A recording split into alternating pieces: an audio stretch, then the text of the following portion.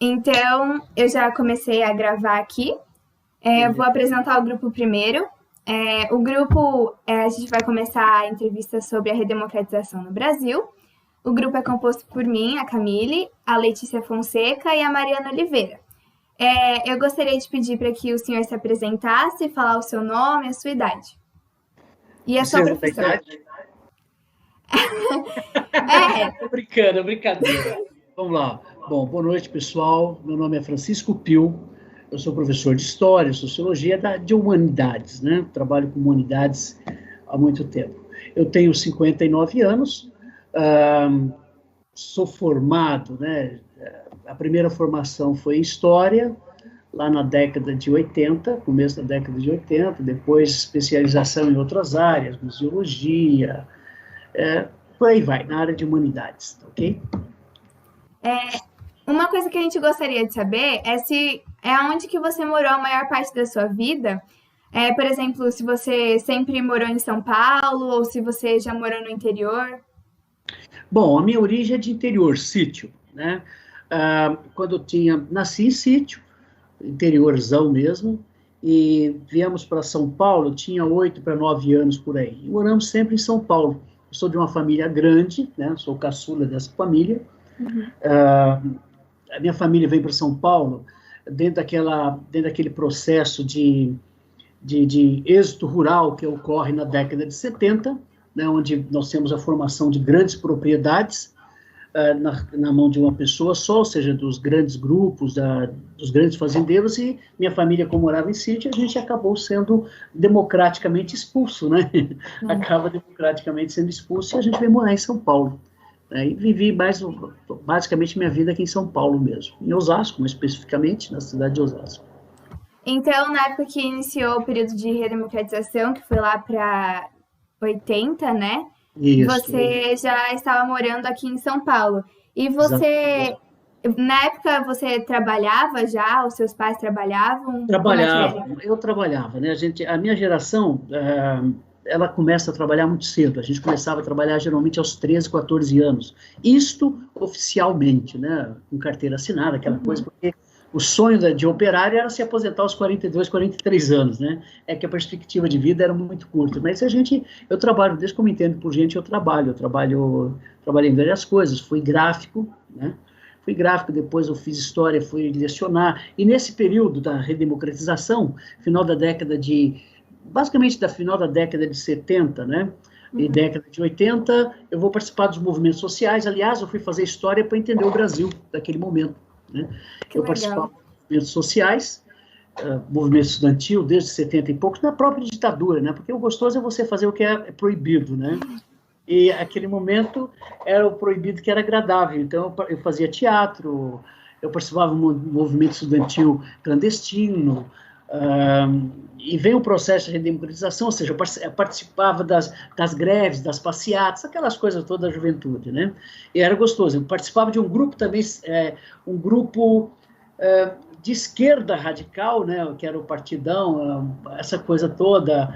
E então, ou seja, um grupo clandestino, que a gente tinha que marcar ponta, né? Na ditadura, a gente tinha que marcar o que a gente chamava de ponto de encontro.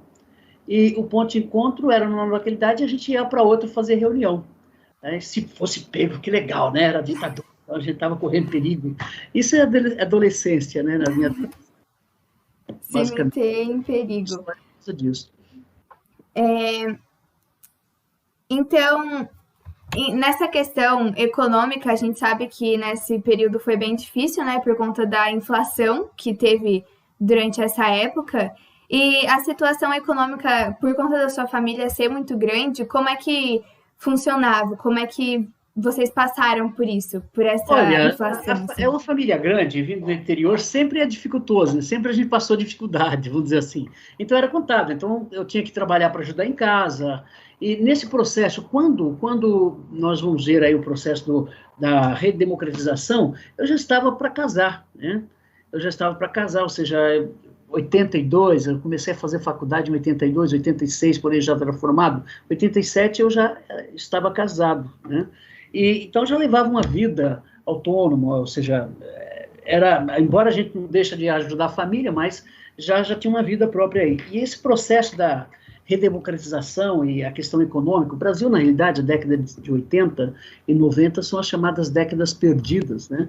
Que a gente não cresceu nada, ficou parado, patinando, a inflação era muito grande, então, esse que era o contexto, mas com muita dificuldade, como todo mundo, né? Era o que sobrava para mim, ou seja, o que sobrava para todo mundo, sobrava para mim direto, né? A classe média é onde leva as primeiras pancadas, né? Agora eu vou passar para a Mariana fazer alguns questionamentos aí para você. Beleza, vai lá, Mar. Então, professor, e agora eu gostaria de saber se o senhor lembra como foi a aplicação do plano cruzado, do Collor e do Real. Lembro, claro, convivi nisso aí, né? O plano cruzado, acontece o seguinte, quando a gente teve as eleições lá de Tancredo, indiretamente, né? Morre Tancredo, o Brasil estava um problema sério, né? A discussão da época era o seguinte: o que fazer com que o Brasil estava impregnado, ou seja, parado, era a crise, o modelo econômico criado pelos militares, né? Que era a internacionalização e o endividamento externo do Brasil. Então discutia-se muito, colocava-se a culpa tudo na dívida externa. Né?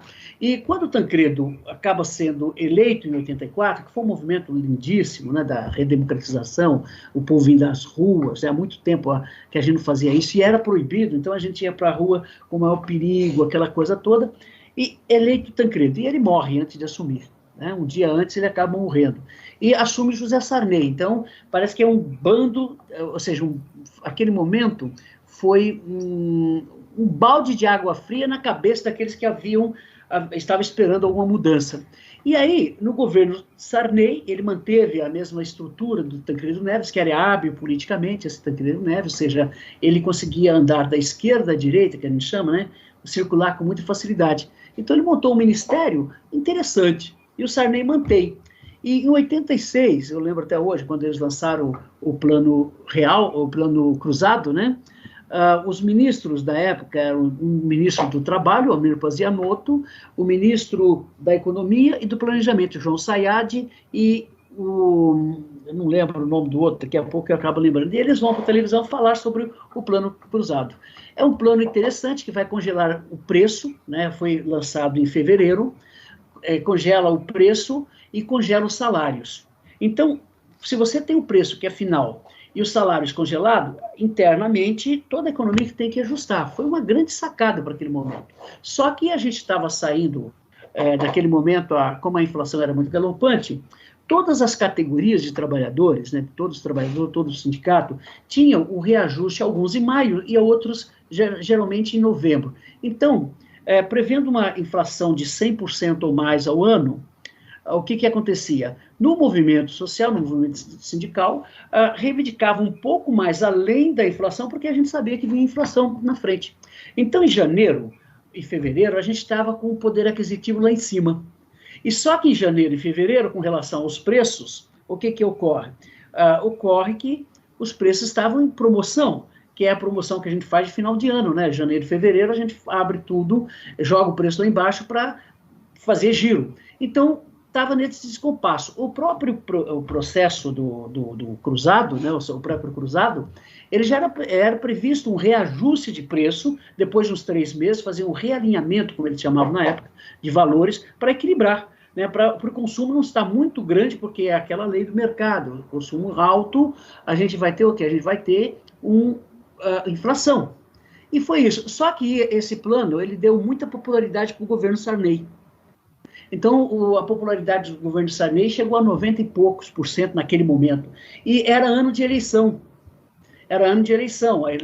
As eleições ocorreriam no final de ano. Realmente, e criou, então, não podia mexer, porque era muito popular. Se mexesse no plano, baixaria a popularidade do governo. E o governo queria ganhar todos os estados, como eles ganharam realmente, né? Todos os governadores de estado, praticamente, só um que não. Então, eles vão segurando. E o plano, então, lá para abril, março, maio, já precisava de reajuste, e não teve. E aí começam a desaparecer as coisas. Nós vamos ter desabastecimento, né?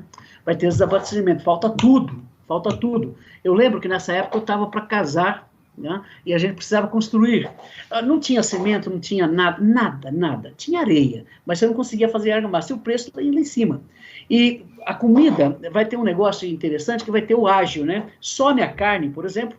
Hoje nós temos a carne a R$50 o quilo. Na época, não tinha carne. Você fazia, era tabelado, você comprava, se quisesse, você comprava pelo fundo dos açougues com ágio, né? Com ágio. Então, você pagava 2, 3 vezes na carne. Isso era em tudo. Carro, tudo, né?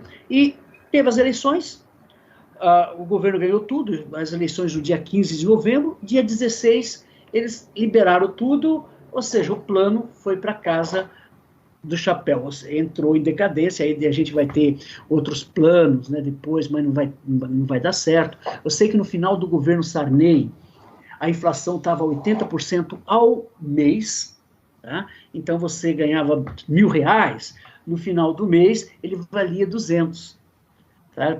De poder de compra. Aí vem os outros planos, o plano Collor, né? Aí tem o processo de eleição, quem ganha é o Collor, e o Collor ele prometia, é uma loucura, né? Porque ele prometia não mexer em nada, né? Ele prometia, na época a gente tinha uma simbologia interessante, que a inflação a gente desenhava ela como se fosse um dragão enorme, né? E o Collor, né, usando muito das técnicas aí de marketing, ele vai usar muito, né, uma criação da Rede Globo, na realidade, para um produto antigo com uma roupagem nova para vender legal, né, para o povo. Essa é a questão do marketing. O marketing estava começando agora, aí, nesse momento. E aí ele promete resolver toda a questão com um tiro só, né? Falou, olha, temos que ter uma munição só, então nós temos que matar esse monstro com um tiro só. Ora, durante a eleição, o Lula que ia ganhar, né, mas o Collor usou de várias artimanhas, ele acaba ganhando, né, usando a mídia, sempre aquela ideia que o Bolsonaro, por exemplo, usou, né, cuidado, que eles são perigosos. Na realidade, o perigo mora com quem está para ganhar, né, que acaba ganhando. E o Collor, então, ele vai impor o chamado Plano Collor. A Zélia Cardoso, que era ministra da Economia, né, ela vai por o plano, que era a mesma coisa, congelamento de preço e congelamento de salário. Só que a novidade do Collor, qual que era? O sequestro do meio circulante. O que é o meio circulante? O dinheiro que está girando a economia. Então, se você tem excesso de dinheiro no mercado, excesso de oferta de moedas, o que acontece? Esse dinheiro, como qualquer produto, ele cai de preço porque tem muito. Então, ele vai fazer o quê? Enxugar o mercado. Só que ele enxuga excessivamente. Ele toma a poupança de todo mundo tinha medo, e gozado, né? Durante a campanha, ele deu muito sinal, ele falou que o Lula ia mexer na poupança, na realidade ele que estava fino, né? Aí ele, sabe que vai ser uma loucura, gente morrendo de um dia para o outro, né? As empresas quebrando, porque não tinha dinheiro para pagar os salários, as pessoas não tinham dinheiro para fazer compra, aí o que acontece? O preço baixou completamente, mas vai ser um momento extremamente difícil, né? Por quê? Porque quebrou geral. E ele prometia esse dinheiro, então, que ele resgatou. Nós estávamos com uma economia dolarizada, tá, nesse momento, porque é sempre assim, a gente vai inventando, criando mecanismos para a gente ir segurando, mecanismos para a gente, para defesa, tá? E a economia, o que é? Então, ela acaba, de uma forma ou de outra, dolarizando. A gente não usava nem tanto o dinheiro naquele momento, era mais cotado em forma de dólar, né? Vários momentos da história vai acontecer isso, naquele momento estava acontecendo. Eu sei que o preço, o carro era a média de $7.000, um carro popular. Ora, ninguém comprava. Esse carro foi a $2.000, né? Baixou nesse valor. Equiparação, né? E quebra todo mundo. Só que aí ele prometia devolver esse dinheiro 2 anos depois, em suaves prestações, para não causar inflação, né? Mas quebrou geral, não souberam fazer a coisa, faliu. Depois de alguns meses já estava tudo quebrado, já estava tudo, não deu nada, aí vieram outros planos, né? Eles vão dando o nome de Plano Verão, Plano Collor, depois Plano Verão, e aí, mas não tinha mais jeito, né? Acabou não tendo, ou seja, voltamos à hiperinflação, o Brasil vai viver um momento de hiperinflação, você tinha que estocar as coisas, principalmente, todo mundo recebia até o dia 10. Então, até o dia 10, todo mundo corria para o mercado e comprava comida, e colocava em casa, né? Porque no outro dia não conseguia comprar de novo, tá? E aí perdeu todo o controle do negócio, tá? Basicamente é isso que eu lembro, é isso que nós vivemos naquele momento, foi muito duro. Mais algumas? Sim, o senhor lembra como foi a mudança da circulação do dinheiro do plano, entre cada plano? Mais ou menos, tá? Por exemplo, quando a gente... você vai para... Você cria o que a gente chama de desvalorização do dinheiro. Você vai cortando os zeros desse mundo. A gente trabalhava em milhões primeiro milhões de cruzeiro, depois vai ser cruzado, né? Com cruzado, depois não deu cruzado novo. Sempre você vai tirando uma nota, ou seja, um zero, né? Diminuindo um zero. E então 25 mil cruzeiro passa a ser 250, por exemplo, né? 2 cruzeiros, assim, e assim vai. E vai mudando, vai adaptando, né? Eu acho que... E sempre vai ter isso daí, sempre vai ter essas coisas. Mas sempre a inflação vai comendo, né? Chega um momento que o dinheiro que você... Vamos falar de moeda, né? O dinheiro que você... O custo do metal para você fazer uma moeda, por exemplo, chega um momento que o custo desse metal se torna maior do que o valor mesmo nominal dessa moeda, né? Você não consegue comprar o material, vou falar aí da liga, né, para fazer essa moeda, você não consegue aquele valor, você não consegue comprar o equivalente em gramas daquela moeda. E é isso que vai comendo, a inflação vai se tornando uma bola de neve. Então, eu lembro todos esses, e as pessoas sofrem bastante, né, não entendiam muito. Bom, e durante esse plano Collor, né, como o senhor disse, houve uma retenção das contas bancárias, que teve esse confisco imediato, e isso acabou fazendo com que as pessoas perdessem uma quantidade muito grande de dinheiro, né, que o governo havia prometido retornar. E então, nós gostaríamos de saber se o senhor e sua família tiveram que enfrentar essa situação de perder esse dinheiro, e como que vocês conseguiram lidar com essa situação? A gente não perdeu porque a gente não tinha, entendeu? Então, quando você não tem, não perde. Mas eu lembro muito bem, lá do plano cruzado, principalmente, que eu estava tentando, meu sogro, meu cunhado, a gente queria montar uma gráfica, na época a gente chamava de tipografia, né? Nós já estávamos começando a fazer isso. Então, juntamos os 3 e cotizamos, todo mês a gente colocava um pouquinho de salário, ia lá, comprava equipamentos, a ideia de fazer alguma coisa, né, por conta própria, trabalhar sempre por conta. Esse é o sonho do brasileiro, né? O sonho do brasileiro, basicamente, é deixar de ser empregado e se tornar patrão, né? E se ferra todo, porque não é bem assim que a coisa rola. E difícil. A ideia da gente era basicamente essa. E compramos. E nós queríamos comprar uma máquina. Na época, ela valia $4.000, maquinada. $4.000. Só que a gente não tinha essa grana, né? Então a gente estava juntando para ver se conseguia. E outra, para proteger o dinheiro, na época, tinha o que a gente chamava de overnight, que é esse daí. Você deixava o dinheiro à noite no banco e ele rendia à noite. Repunha a inflação, né? Então você ganhava, vamos dizer, a inflação era 80%, mas a poupança pagava 80 mais 0,5%. Então, e esses overnights eram aplicações, né, para você proteger o seu dinheiro dessa forma. Então, nós fazíamos o quê? Nós guardávamos isso. E, claro que foi confiscado. Mas só que teve um pequeno detalhe, a gente não tinha muito, né? Então não perdemos muito, não deu para se matar, como muitas pessoas, né, se mataram naquele momento. Mas o que vai rolar? Aquela máquina que a gente estava querendo pagar, tinha que pagar $4.000, ela caiu a 10% do valor dela.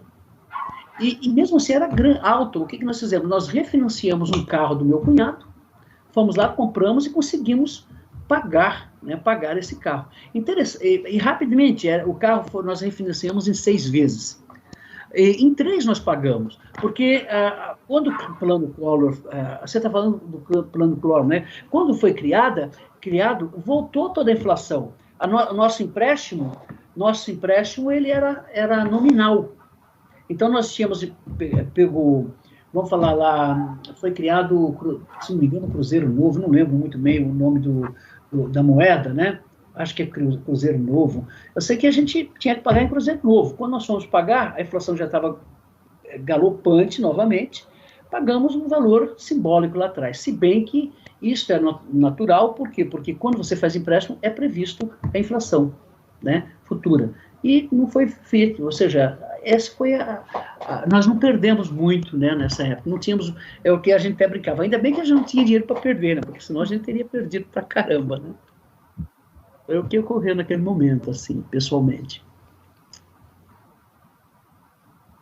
Bom, atualmente a gente consegue ver os reflexos que esse confisco teve socialmente, porém, na época, você conseguiu perceber os reflexos sociais que isso teve? Tranquilamente. Eu dava aula já no Estado, lecionava no Estado nessa época, né? Há um bom tempo, já era professor, então eu via os meus alunos sofrendo pra caramba, eu via os meus amigos. Eu tinha um amigo que o sonho dele, ele fornecia material pra gente, nós éramos muito amigos. E eu lembro até hoje o caso do Toninho, né? O Toninho, ele pegava todo o dinheiro e comprava dólar, porque uma outra forma que a gente fazia para proteger era comprar dólar, porque o dólar não desvalorizava. E o Toninho, o sonho dele era comprar uma casa. Uma casa, na época, era de $50 mil, né? A gente, com $50 mil, a gente comprava. E o Toninho, ele tinha uma vida difícil, porque ele morava no fundo da sogra, né? E ele não se dava com a sogra. Aquele negócio, a sogra todo dia, ele ocupava lá, e a sogra achava que ele era vagabundo, aquela coisa toda. E ele guardando, e o sonho dele era se livrar desse negócio. E a mulher dele, assim que passou as eleições, o perigo era o quê? Era o Lula ganhar. Aí ganhou o Collor. Aí ele era... A gente até brincava, olha, Toninho, não bota fé que esse cara não é de confiança, né? E ele falou, o que ele fez? A mulher dele falou, porque você não gosta de mim, a gente tem que pegar esse dinheiro, vender e abrir uma poupança. E encheu ele uma semana. Eu sei que o dia que ele pegou esse dinheiro, vendeu os dólares, e abriu uma poupança com o nome dele e da mulher dele, porque a mulher dele encheu o saco, que não amava aquele papo, vai usar de vários artifícios. Pegaram todo o dinheiro dele. O Toninho quase se matou, não conseguia comprar casa, não conseguia nada, e teve que suportar morar com a sogra. Ele queria se matar, né? Foi uma das coisas assim que me marcam muito nessa época, né? Porque ele chorava, sabe o que é chorar? Chorar, e botando a culpa na mulher. E ela falou, desculpa, eu não sabia, ninguém sabia.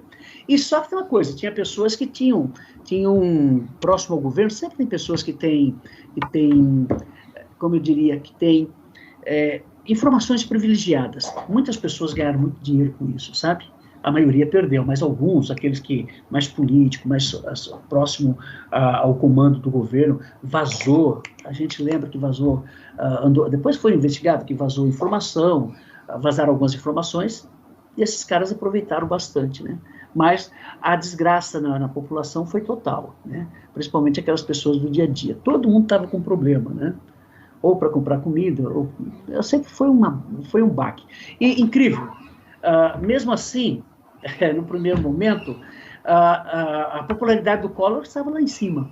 Porque, não, tem que ser, é outro negócio. Eu lembro até hoje do discurso, né, que as pessoas falavam que para dores enormes precisa que de remédio amargo, né? Depois foi perdendo o apoio, não era bem isso, né? Mas foi um momento interessante aí que a gente observou na história. Agora, eu queria saber mais sobre se você percebe alguns reflexos desses planos atualmente na nossa economia ou nas questões sociais. Olha, os planos, aqueles planos lá de trás, depois desse plano, já tivemos muitos outros, ok? O reflexo maior que nós sentimos hoje não é mais desses planos, né? As pessoas foram superando, a população foi superando esses momentos difíceis. O reflexo que nós estamos vendo hoje é mais dos planos atuais. O reflexo de hoje é o sistema de política, o sistema econômico montado, né, que é por esse governo que a gente chama de neoliberalismo, que é o que é? O chamado Estado mínimo, que o Estado não intervém. Por exemplo, nós estamos com um problema sério de abastecimento e dentro desse plano econômico não pode ter interferência do Estado. A diferença é isso, aquele plano lá não, o Estado interveio, né, na economia, e esse eles acham que não deve. está essa desgraça total. A reflexo, assim, se a gente puder comparar entre os dois, é isso. Tá? É isso, que aquele lá tinha mais... O governo até intervia mais na economia, e esse ele tenta não intervir e desgraça mais ainda total, né? É bem complicada essa situação mesmo. Basicamente, as perguntas são essas. Agora, se o senhor quiser acrescentar mais alguma coisa, uma curiosidade ou algo do tipo. Bom, vocês não perguntaram do plano cruzado, desculpe, do plano real. Se você quiser falar um pouco sobre se você acha mesmo que teve uma melhora nessa questão de inflação quando foi aplicado o plano real, como que foi essa situação? Você notou mesmo essa melhora? A saída de todo esse problema, que nós estávamos lá do plano cruzado, plano Collor, né? O plano real vai ser o plano cruzado, porém muito melhor elaborado, tá? Então, foi simples, saiu daquela hiperinflação, então o Brasil voltou a crescer, mas criou-se uma nova moeda, foi didático, tá? Então, todos os planos que passado lá, o verão, plano Collor, plano cruzado, previa o quê? Sempre era congelamento de preço que eles trabalhavam, tá? E o plano real, não. O plano real, ele foi mais didático. Então, ele avisava, olha, daqui a 40 dias, daqui a tanto mês, nós vamos ter uma moeda nova. Então, o pessoal, e vamos abandonar essa moeda que é podre, né? Então, o pessoal vai acostumando. Foi um plano extremamente simples, né? Boa parte do pessoal que elabora o plano real havia participado do plano cruzado, lá de trás, né? do Sarney.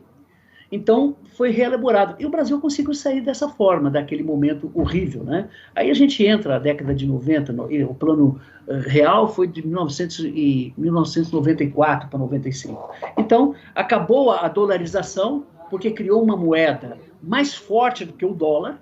Então, você não precisava ter dólar na mão, né? Então, desviou a atenção de todo mundo com relação ao dólar, e o Brasil sai do buraco daquele momento dessa forma, né? Dessa forma. Claro que sempre a gente consegue cair em outros buracos, né? E vamos caindo aí para frente. Caímos novamente. Então, eu acho que faltava só essa complementação aí. Tá? Realmente essa organização, assim, deve ter sido bem importante, porque as pessoas podiam se preparar para o que vinha, né? Acho que essa questão dos outros planos era muito... Do nada já mudava e as pessoas não estavam preparadas para isso. Exatamente. E sempre a gente... É o teu negócio. Se você sabe que vai chover, o que você faz quando você sai de casa? Você leva capa e guarda-chuva, não é? Sim. A gente sabia que o temporal vinha. Então, o que acontecia? Toda a economia se protegia. O próprio comerciante, ele não sabia o dia de amanhã. Então, ele comprava uma calça, por exemplo, a R$30, ele vendia a 120. 4, 5 vezes o preço daquela calça, 150. Por quê? Porque ele sabia que a inflação era galopante. Era um mecanismo tão louco que a própria economia criava a inflação. Isso em todos os setores, em tudo.